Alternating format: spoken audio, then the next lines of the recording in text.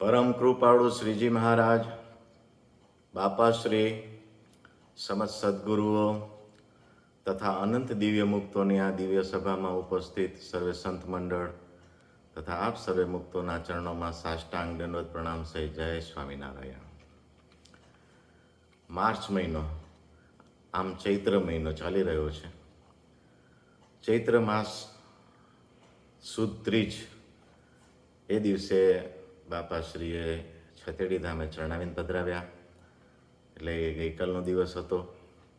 આપણે છતેડી ધામે રાજોપચાર સહિત ચરણાવીને પૂજન આ નિમિત્તે કર્યું.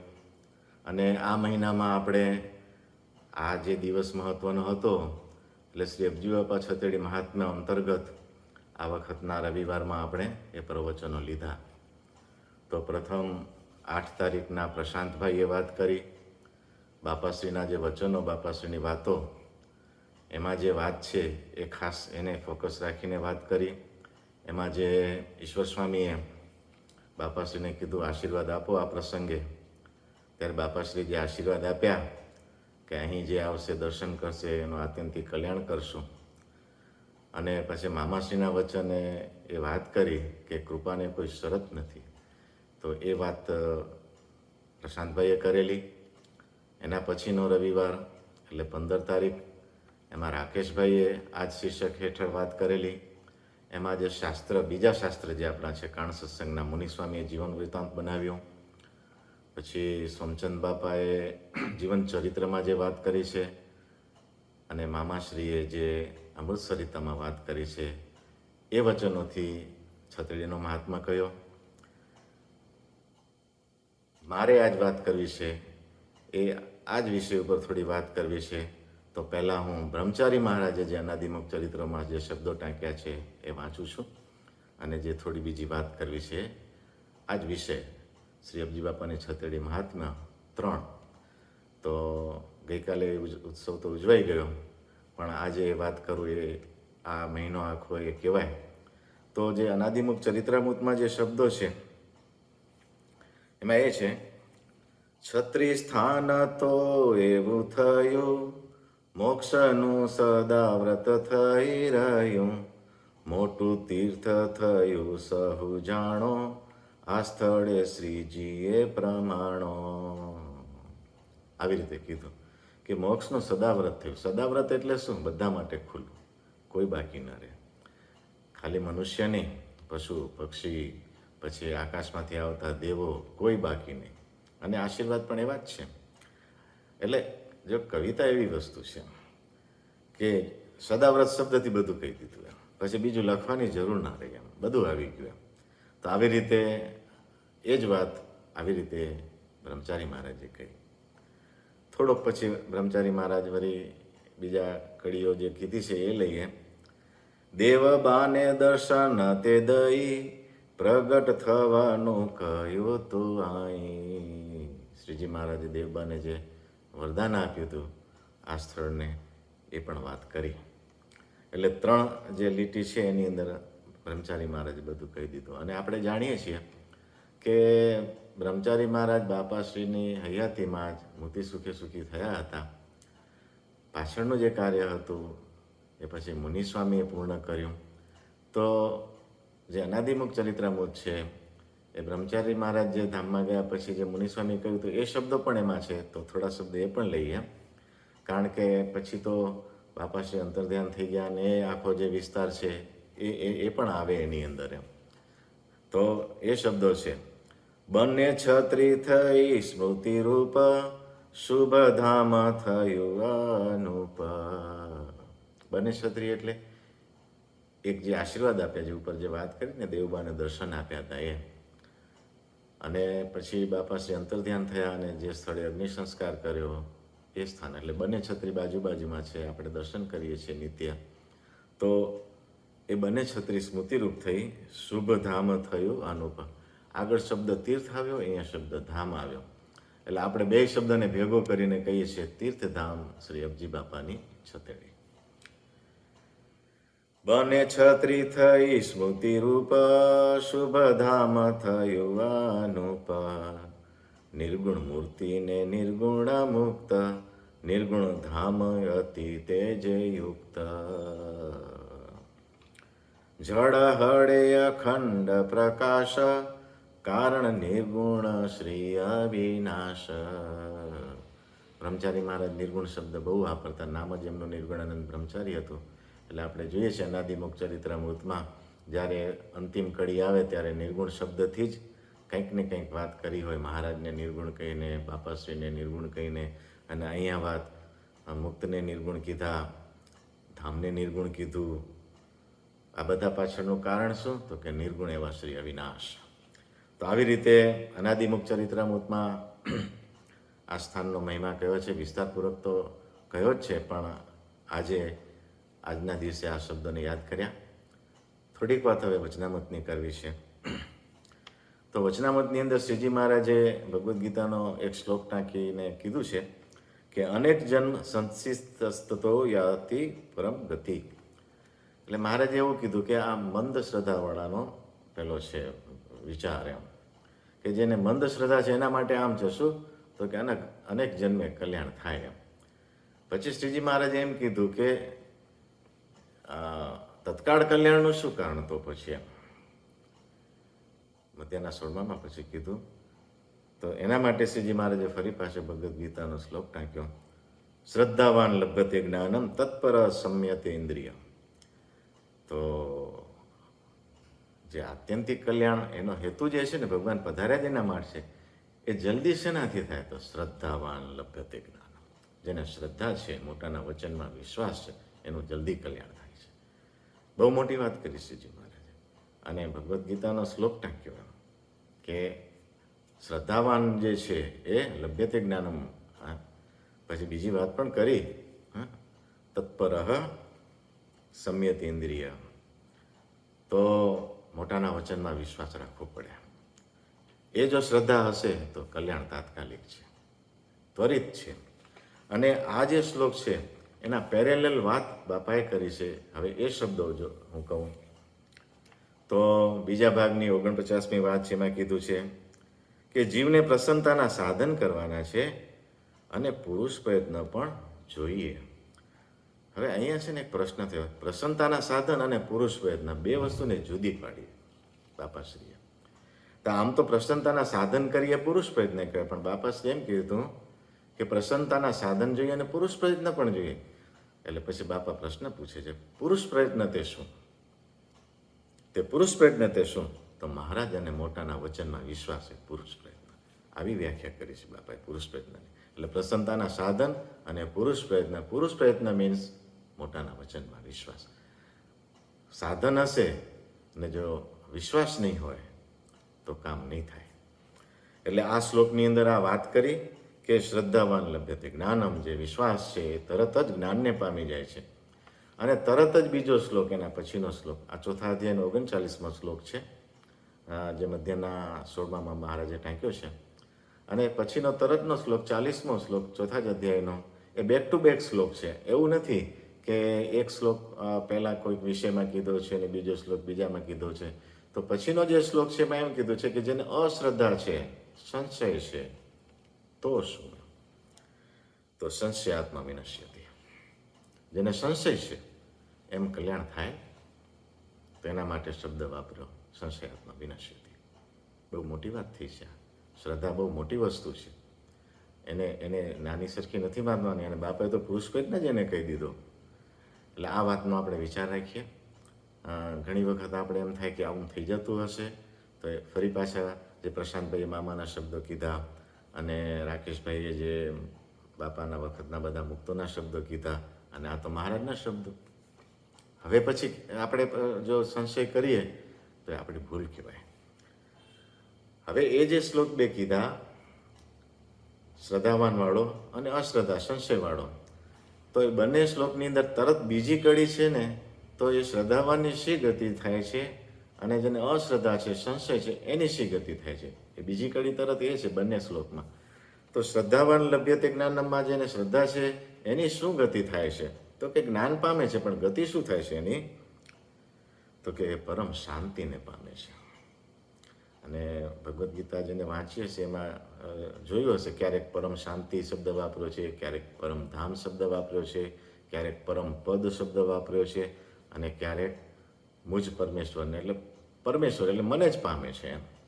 એટલે આવા જુદા જુદા શબ્દોથી કહેવાયું છે. એટલે પરમ શાંતિને પામે છે એટલે ભગવાનને પામે છે. કોણ પામે છે? શ્રદ્ધાવાન. અને જેને સંશય છે એને શું ગતિ થાય છે એ પછીના શ્લોકમાં તો કે ક્યારે શાંતિને પામતો નથી. એટલે બેક ટુ બેક છે. શ્રદ્ધાવાન તો શાંતિને પામે છે અને સંશય છે તો શાંતિને પામતો નથી. એટલે આપણે બહુ વિચાર કરો, મોટા પુરુષના જે વચનો હોય ને એમાં વિશ્વાસ રાખવો, અને એ જ પુરુષ પ્રયત્ન છે. બહુ મોટી વાત છે આ વાત. તો આવી રીતે જે આ વાત છે એ શ્રીજી મહારાજે જે વચનાવતમાં કીધી વાત એટલા માટે કે મોટાના જે વચન છે એમાં વિશ્વાસ રાખો. ક્યારેક અશ્રદ્ધા જો ન થઈ જાય તો આ મોટાના વચનો આપણે યાદ કરવાના, મહારાજના વચન યાદ કરવાના. એટલે આ જે શ્લોક બે ટાંક્યા એમાં મને ક્યારેક એમ લાગે કે આમાં જે વાત આવી ને એમાં 3 વાત આવી. તો આપણે કેમ પેલો આમ રસ્તા ઉપર જઈએ તો 3 સિગ્નલ કહેવાય એમ. તો મેં એને આ 3 સિગ્નલ સાથે સરખાવવાની કોશિશ કરી છે. આ સમજ માટે એક વિચાર છે. તો પેલું છે કે શ્રદ્ધાવાન લભ્યતે જ્ઞાનમાં, એ ગ્રીન સિગ્નલ છે. જેને શ્રદ્ધા આવી ગઈ ને એને ગ્રીન સિગ્નલ મળી ગયું. અને બીજું છે તત્પર સંયત ઇન્દ્રિય, જે ઇન્દ્રિયોનો સંયમને એ બધા સાધનો કરે છે, પ્રસન્નતાના સાધન, તો યલો સિગ્નલ મળી ગયું. એ સાધન કરશે પણ જો શ્રદ્ધા નહીં હોય, મોટાના વચનમાં વિશ્વાસ, તો ગ્રીન સિગ્નલ હજી એને નથી મળ્યું એમ. આપણે જોઈએ છીએ આવું બનતું હોય છે. બરાબર છે ને? મહારાજે લોયાના વચનામાં તો છે 16મું, એમાં બધા પ્રશ્નો પૂછ્યા છે. ત્યાં આવી જ બધી વાતો છે કે પુરુષ પ્રયત્નનું જ બળ રાખે ત્યાં પુરુષ પ્રયત્ન એટલે પુરુષાર્થ સાધનની રીતે કીધું છે. તો મહારાજે પ્રમાણ નથી કર્યું. એટલે 2 વસ્તુ લેવામાં આવી શું આ શ્લોકમાં, કે આ તો જોઈશે પણ શ્રદ્ધા જોઈશે. તો શ્રદ્ધા આવી એટલે ગ્રીન સિગ્નલ આવ્યું, અને આપણે બધા પ્રસન્નતાના સાધન કરીએ છીએ એટલે આપણે એ તરફ ગતિ તો 100% ચાલુ થઈ. પણ શ્રદ્ધા આવી એટલે આપણે હવે ગાડીને પૂરપાટ જવાની. અને રેડ સિગ્નલ એટલે શું? તો સંશયાત્મા વિનશ્યતિ, એ રેડ સિગ્નલ છે, એની ગાડી થોભી ગઈ. કારણ કે ના ચાલે ને, સંશય છે, આ નહીં જાય, આ રસ્તો નહીં પહોંચે આમ, એટલે એની ગાડી થોભી ગઈ. તો આવી રીતે જે આ વાત છે, મૂળ વાત તો બાપાશ્રીએ જે આશીર્વાદ આપ્યા છે એ વચનમાં વિશ્વાસ, એ વચનમાં શ્રદ્ધા, એમાં ક્યારેય સંશય ન કરવો. મામાના વચનો, કૃપાને કોઈ શરત નથી. તો આ બધા જે વચનો છે એ આજના દિવસે બાપાશ્રી આશીર્વાદ આપ્યા એ સંદર્ભમાં યાદ કર્યા. એક વાત હજી મહારાજની છે બહુ અગત્યની, મને એ બહુ જ ગમે છે એ વાત મહારાજની. તો આ જે વચનામૃતની વાત કરી તો એ વાત છે વેદ રસની અંદર છે. આ જો જેમ વચનામૃત છે ને એ શ્રીજી મહારાજનું વાણીનું સંકલન છે, સંતોએ કર્યું. એમ વેદ રસ છે ને એ શ્રીજી મહારાજના લખાણનું સંકલન છે. એટલે એ વચનામૃતથી જરાય ન્યૂન ન કહેવાય. વાણીનું સંકલન અને એનું લખાણ, જે મહારાજે પત્રો લખ્યા એનું સંકલન કર્યું ને એ પુસ્તક બન્યું. એક પણ એમ એ બહુ પ્રસિદ્ધ ન થયું ને નથી વંચાતું આમ સામાન્ય રીતે. પણ જે અભ્યાસ કરે છે, વાંચે છે, તો એની અંદર એક પ્રસંગ શ્રીજી મહારાજે કહ્યો છે. તો શ્રીજી મહારાજે એવું કીધું કે જેને તીર્થને વિશે તીર્થ બુદ્ધિ નથી અને પ્રતિમાને વિશે જેને પૂજ્ય બુદ્ધિ નથી, આ ફિલોસોફી આખી છે આપણી જે કારણ સત્સંગની. અને તીર્થ તો કહેવાનું આ અબજી બાપાની છતડી તીર્થ તો છે જ, એમાં તો કોઈ સંશય નથી. જેને તીર્થના વિશે તીર્થ બુદ્ધિ નથી અને પ્રતિમા શું હોય છે હંમેશા, તો કે તીર્થનું જે કેન્દ્ર હોય છે એ કોઈક પુરુષ હોય છે. બરાબર છે? તો એ પ્રતિમા એટલે તો એ જે પુરુષ છે. પછી તો હંમેશા એવું જ રહે ને કે પુરુષ તો જતા રહે પણ પછી એના સ્વરૂપ જ હોય એમ. તો તીર્થને વિશે તીર્થ બુદ્ધિ નથી અને પ્રતિમાને વિશે જેને પૂજ્ય બુદ્ધિ નથી, એ સત્સંગમાં આવ્યો નથી, આવશે નહીં, રહ્યો નથી, રહેશે નહીં. એટલે જે કંઈ આ બધું ડિસ્ટર્બન્સ થાય છે ને સત્સંગમાં, એ આના અભાવે થાય છે. મહારાજે કીધું એને તીર્થને વિશે તીર્થ બુદ્ધિ નથી, પ્રતિમાને વિશે પૂજ્ય બુદ્ધિ નથી, એટલે એટલે મહારાજે છેલ્લાના 21માં કીધું કે અમે તો એને છોડતા નથી, પણ પોતે જ હોશિયાળો થઈને છોડી દેશે. બહુ અગત્યની વાત છે આ વસ્તુ. ઘણું બધું છે, હશે બીજું પ્લસ માઇનસ બધું સત્સંગમાં હોય, પણ તીર્થને વિશે જ્યારે તીર્થ બુદ્ધિ મટી જાય અને પ્રતિમાને વિશે જ્યારે પૂજ્યભાવ મટી જાય ત્યારે બહુ અનર્થ થઈ જાય છે. એ ન થવો જોઈએ. એટલે આ બધા શબ્દો છે, મોટાના વચનો છે, એ બહુ કામના છે, બહુ વિશ્વાસ રાખવાના એ વચનો છે. એટલે મહારાજે અહીંયા એ જ વસ્તુ કીધી કે તીર્થને વિશે તીર્થ બુદ્ધિ રાખવી, પ્રતિમાને વિશે પૂજ્ય બુદ્ધિ રાખવી. હવે જો શ્રીજી મહારાજના જે પ્રસાદીના સ્થાનો છે, મહારાજના સંબંધના છપૈયા, ગઢપુર, બરાબર, મહારાજે જે મંદિરો બાંધ્યા, તો એ બધા મંદિરો છે એમાં શ્રીજી મહારાજે સ્વરૂપો પધરાવ્યા. આ બધા તીર્થ અને મહારાજના સંબંધને પામ્યા અને મહારાજે સ્વરૂપો પધરાવ્યા, એ બધી પ્રતિમાઓ એમને વિશે જેને પૂજ્ય ભાવ નથી, તીર્થને વિશે તીર્થ બુદ્ધિ નથી, તો બહુ મોટું નુકસાન છે. તો આ મહારાજે છે ને આવું ઘડતર કર્યું છે આપણનું. મહારાજે આ લખાણમાં આ મૂકેલી છે વસ્તુ. તો આવી વસ્તુને યાદ રાખીએ.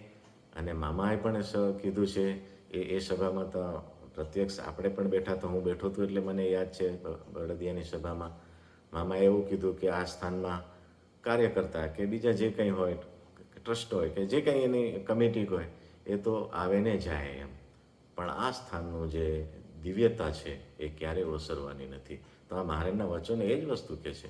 મામા જ્યારે તીર્થધામ બળદિયા છતેડી માટે કે ત્યારે એ વાત મહારાજના જે સ્થાનો છે એને ઇક્વિવેલન્ટ એ જ રીતે લાગુ પડે કે એ બધા સ્થાનોમાં જે કંઈ બીજા આવે જાય, પણ એ જે મહારાજના સ્થાનો છે એની જે દિવ્યતા છે એ ક્યારેય ઓસરે નહીં, બની શકે નહીં. રાકેશભાઈ જે વાત કરી હતી ને કે રામચંદ્રજી ભગવાન તો કેટલા વર્ષ પહેલાં થયા, છતાં પણ એ જન્મભૂમિની એની આજે લાખો વર્ષ પછી પણ એની મહત્તા રહે છે. એ વસ્તુ એ પુરુષનું એટલું એની જે દિવ્યતા છે એ ક્યારેય ઓસરતી નથી. આપણે જોઈએ છીએ આ દુનિયાની અંદર એમ અબજી બાપાની છતેડી એ બાપાશ્રીની સ્મૃતિનું સ્થાન છે. એની દિવ્યતા મામાના વચનો અને આ શાસ્ત્રના વચનો.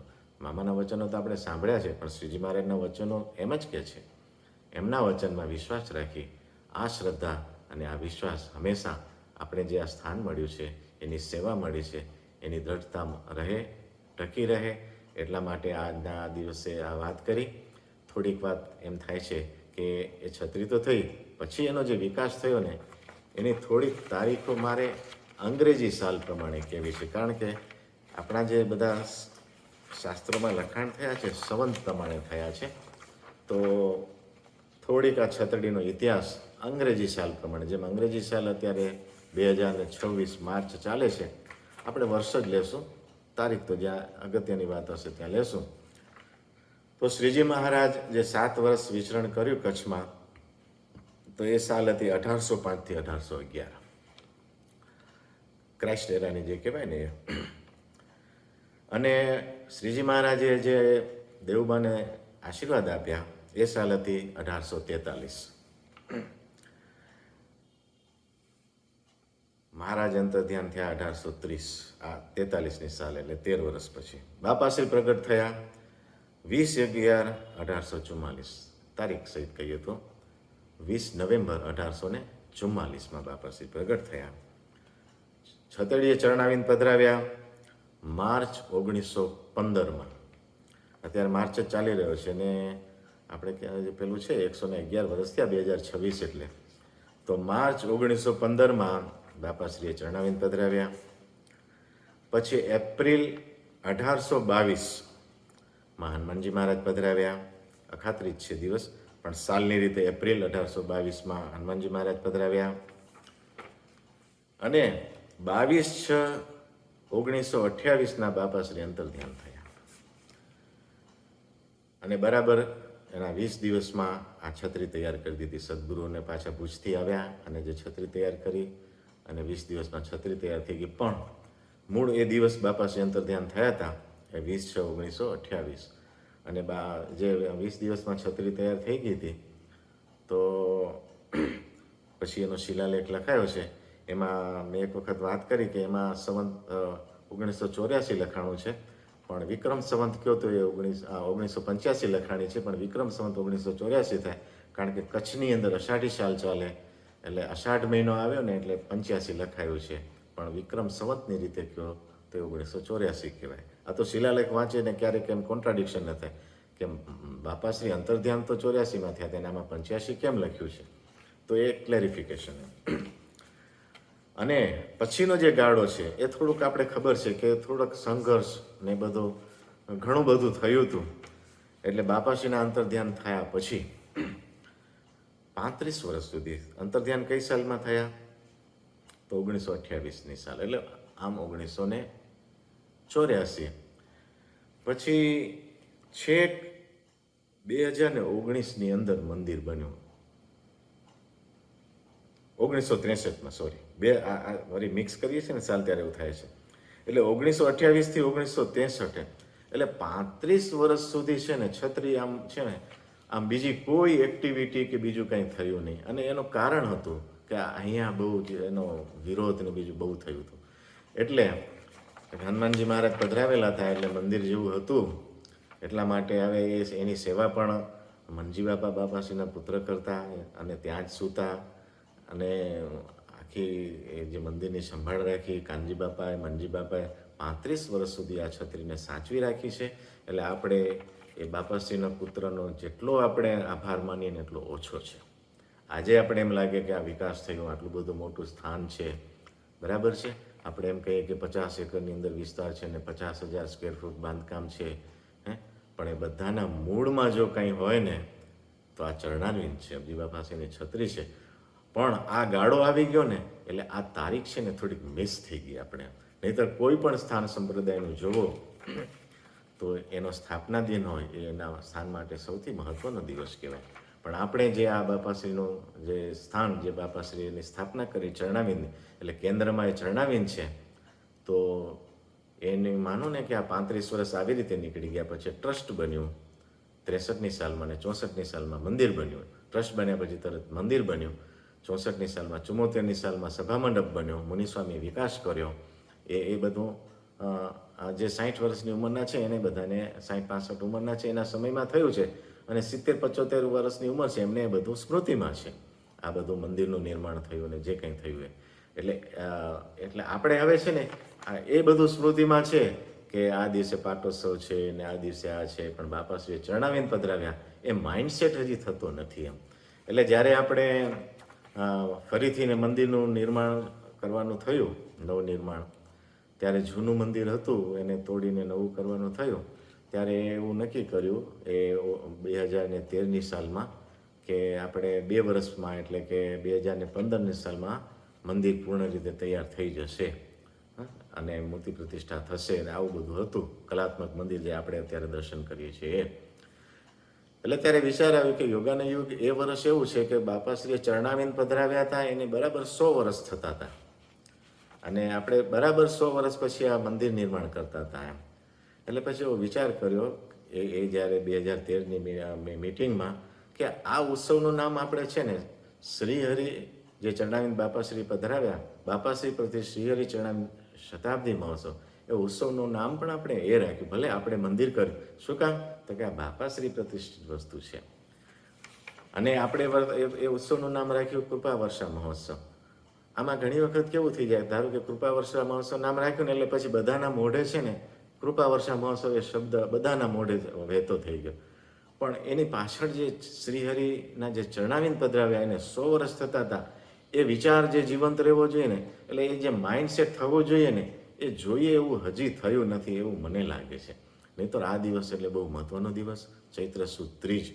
જ્યારે જ્યારે એ આવે, હું તો એમ કહું આ દિવસ માટે કે બાપાશ્રીએ આશીર્વાદ આપી અને આપણા અનંત જન્મ કાપી નાખ્યા આપણા. શું કે તમને મૂર્તિમાં રાખ્યા, તમારો છેલ્લો જન્મ, કે એટલે અનેક જન્મ સંચિત જસ્તો વાત છે, એને કૃપા કરીને ટૂંકી કરી દીધી બાપાએ. શું ટૂંકી કરી દીધી? કેટલાય જન્મ આપણા કાપી નાખ્યા બાપાએ, આટલા જન્મ આપણા કાપી નાખ્યા.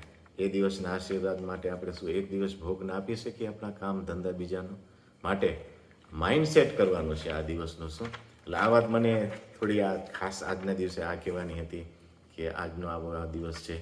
તો એમ વિકાસ થતાં આપણે અહીંયા પહોંચ્યા છીએ, મંદિર નિર્માણ થયું અને આપણે આમ 60 શતાબ્દી મહોત્સવ યાદ કરીએ છીએ કારણ કે આપણી સ્મૃતિમાં છે.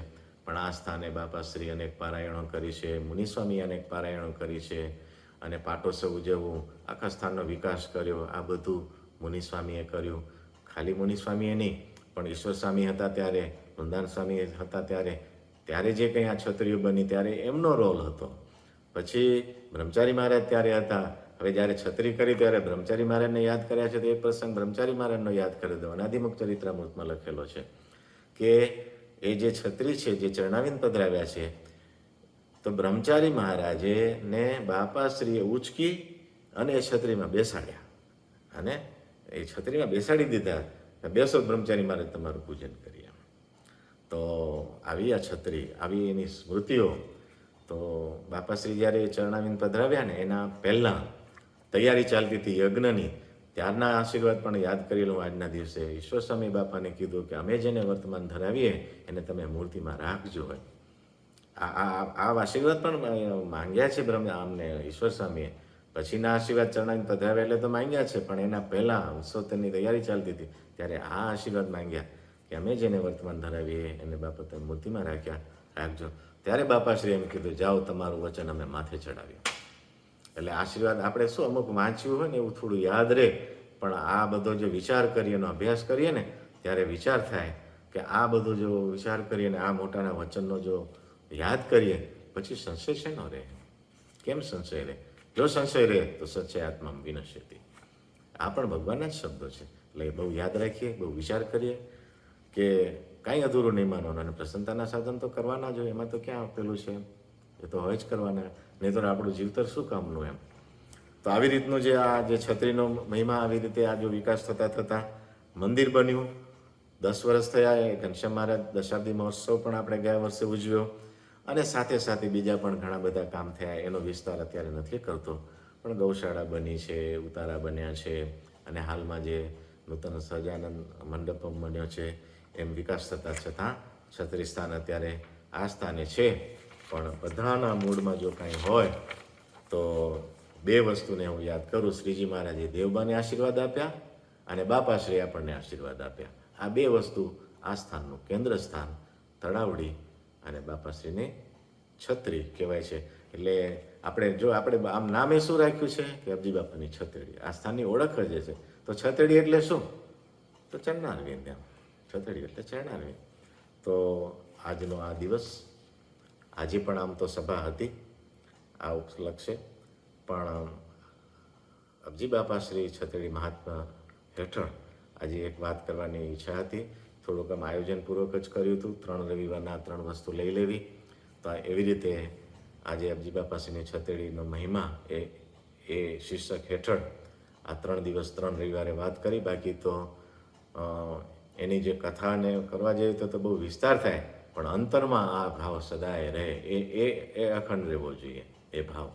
તો મહારાજ બાપાના ચરણમાં પ્રાર્થના કરું કે અમને આ સ્થાન પ્રત્યે અને શ્રીજી મહારાજે સંપ્રદાય સ્થાપ્યો છે એ બધું આમ જોવા જાવ ને, ફિઝિકલી રીતે જોવા જાવ ને તો બધું જુદું દેખાય, પણ જો દિવ્ય ભાવ આવે ને ત્યારે પછી જુદાપણું રહેતું નથી. અને આપણે કહીએ છીએ ને અમારો મત વિશિષ્ટાદ્વૈત છે. મહારાજે કીધું વિશિષ્ટાદ્વૈત મત એટલે આ જુદું ન લાગે, આ બધું આપણું લાગે, પોતાનું લાગે. એટલે એક શબ્દ છે વિશિષ્ટાદ્વૈતનો, આ તો આ વાત નીકળી એટલે મને ગમ્યો તે શબ્દ કે વિનોબાએ એનો અર્થ કર્યો છે કે હું અને તું એટલે દ્વૈત અને આપણે એટલે વિશિષ્ટાદ્વૈત. આ બહુ એક ફોર્મલ એક અર્થ કર્યો. આપણે એટલે વિશિષ્ટાદ્વૈત. શું એટલે આ બધું આપણું લાગવું, દેટ ઇઝ વિશિષ્ટાદ્વૈત. આ એક મને બહુ જ ગમ્યો આ વાત. તો આ જે સિદ્ધાંત છે આપણે એના ઉપર ટકી રહીએ. શું એમાં આનંદ છે, એમાં મુક્તિ છે, એમાં મહારાજની પ્રસન્નતા છે.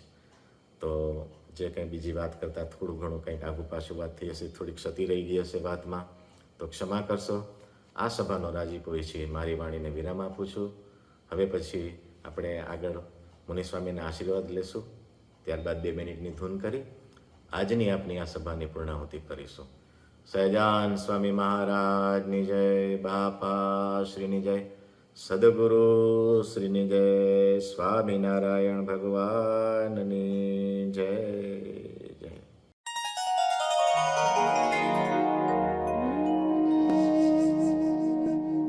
તારે મન જીત્યું હોય એના લક્ષણ કેવા હોય? એ મહારાજે સારંગપુરનું પહેલું શાબ્દીમાં કહ્યું છે કે મન જીત્યું છે, જગત જીત્યું. મન જીત્યું ક્યારે જાણવું આપણે?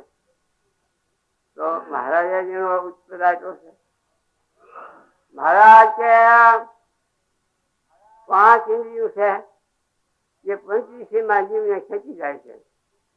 નેત્રની વૃત્તિ રૂપમાં કરી જાય, શ્રોત્રની વૃત્તિ નાના પ્રકારના ગાન કામ શબ્દ સ્વભાવ એમાં સાંભળવા દીધી છે. શ્રોત્ર ચક્ષુ રસના, રસના ઇન્દ્રિય છે જીવ, જે નાના પ્રકારના રસમાં તણાય છે.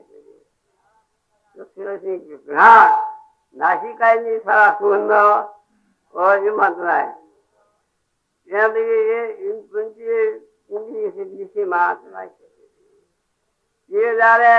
એને ભગવાન નો મહિમા સમજાય ત્યારે ઇન્દ્રિય વિષય નો શોષણ ન કરે.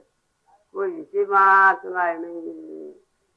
વિષય જયારે ઇન્દ્રિય વિષય નો શોષણ ન કરે ત્યારે મન પણ હિયામાં મારે પછી ગાંઠું મૂકી દે. તારે એનું મન જીતવાનું કહેવાય છે. અને મન જીત્યું એને જગત જીતી દીધું. તારે મુક્તાન છે કે મહારાજ જયારે પંચીસી ની વાસના કરી જાય ત્યારે મન જીત્યું કહેવાય. એમ તમે કહો છો એ વાસના કેમ જીતાય? વાસના કેવી રીતે જોડે? એ વાયુ ભગવાનની વાત સાંભળવાથી જોડે કે વૈરાગ્ય વાસના જોડે? ત્યારે મહારાજ કે વૈરાગ પણ જયારે એને ભગવાન નું મહાત્મ્ય સમજાય અને આત્મનિષ્ઠા દઢ થાય ત્યારે વિષયની વાસના જીતાય છે. આત્મનિષ્ઠા એવી રીતે દઢ થાય કે હું આત્મા ચૈતન્ય છું અને દેહ છે એ નરકરૂપ છે. જેમ સોનું હોય અને ઉકળવો પડ્યો હોય એમાં ભેદ છે. એમાં દેહ ઉકળવા જેવો છે, આત્મા સોનાની ભૂંડી જેવો છે. આત્મા સુખરૂપ છે અને દેહ દુઃખરૂપ છે. એમાં દેહ પોતાના આત્માને સર્વ પ્રકારે જુદો સમજે છે અને ભગવાન નો મહિમા સમજે. ભગવાન નું મહાત્મ્ય એમ સમજે કે આ ભગવાન છે એ અનંત કોટી બ્રહ્માંડની ઉત્પત્તિ સ્થિતિ પ્રગટના કરતા છે. ગોલોક, વૈકુંઠ, શિવદીપ, બ્રહ્મપુર, અક્ષરધામ એ બધા ધામના ધાની છે. સર્વના સ્વામી છે, સર્વને સુખના દાદા છે. એવો ભગવાન નો મહિમા સમજે.